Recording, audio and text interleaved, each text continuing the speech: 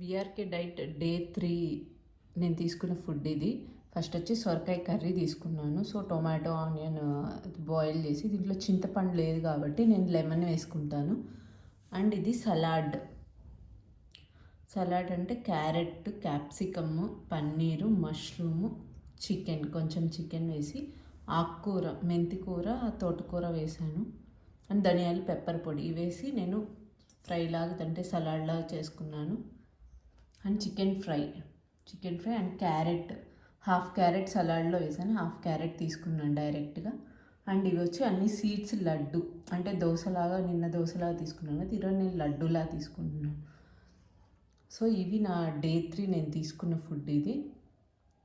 So అందరూ ఊరికే ఎందుకు ప్లేటింగ్ చూపిస్తున్నారు అనుకోవద్దు. నేను ఫస్ట్ వీక్ కాబట్టి నేను రెసిపీ షేర్ చేయట్లేదు. సో నాకు ఏవైతే బాగా నచ్చుతాయి, టేస్టీగా ఉంటుందో అవి కన్ఫామ్గా మీకు రెసిపీస్ కూడా నేను షేర్ చేస్తాను ముందు వీడియోస్లో.